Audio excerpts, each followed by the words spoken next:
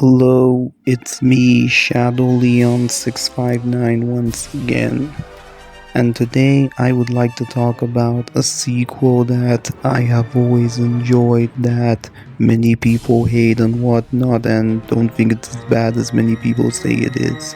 And today's subject of review is none other than for 2001's Jurassic Park 3. Sure, this film may not have been as good as the first two Jurassic Park films, and despite being a box office success, earning $368.8 million worldwide against its $93 million budget, the reception from critics and audiences was mostly mixed, but plenty of Jurassic Park films heavily disliked it, and it is often regarded as one of the weakest, if not the weakest, film in the franchise.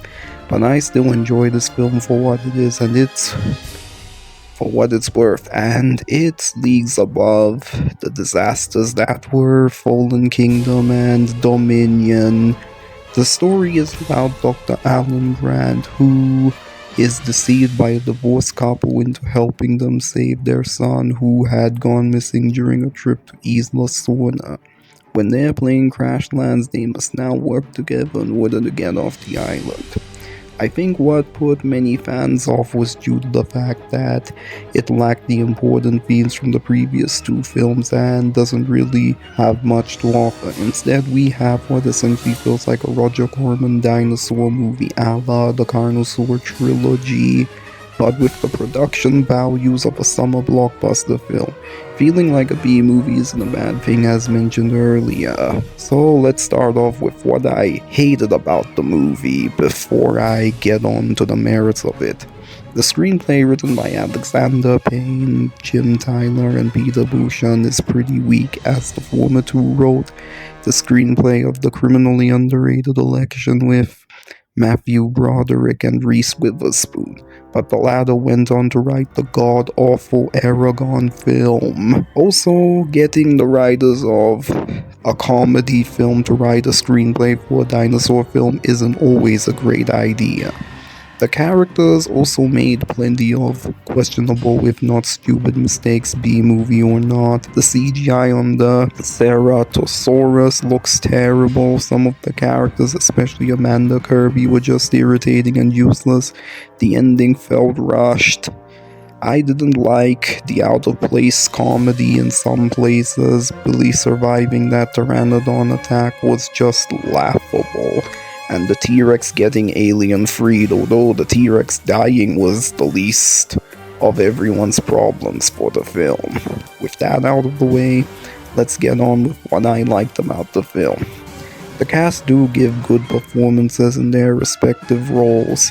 It was nice to see Sam Neill reprising his role as Dr. Alan Grant after his absence in Jurassic Park 2, and despite her limited screen time, Laura Dern is still great as Ellie Sattler. The boy wasn't an irritating little brat and was pretty likable, though I begin to question his survival skills and whatnot. Joe Johnston's direction is pretty good for what it is. Sure, he may be no Spielberg, but I do love his work on Honey, I Shrunk the Kids, The Rocketeer, Jumanji, The Wolfman, and Captain America: The First Avenger. Shelley Johnson's cinematography is decent, and the special effects are a nice blend of practical and CGI. The late Stan Winston's creature effects work is still great for what it is. Don Davis's musical score still captures the feel of both the first and second film scores composed by John Williams. I did enjoy the action set piece.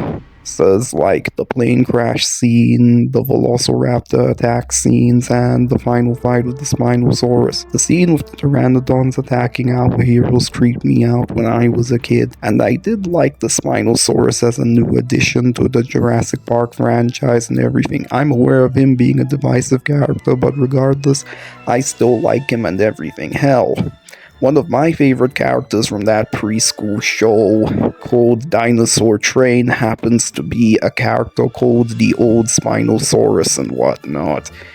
The old Spinosaurus, now that name never gets old. Overall, this film may not have been as good as the first two, but I enjoy it for what it is. I enjoy it as a guilty pleasure, dumb fun B movie, and that's exactly what Jurassic Park 3 knew what it wanted to be. Unlike the last two Jurassic Park films that had an identity crisis on what they wanted to be, this movie picked the genre and stuck with it. So if you're wondering how I'm going to rate this movie, I am going to give it a 7 out of 10. What do you guys think of Jurassic Park 3? Do you find it to be an overhated film, or does it deserve the hate it gets? Let me know in the comments section down below, and thanks for watching as always. Don't forget to subscribe. Shadow Leon 659 signing out.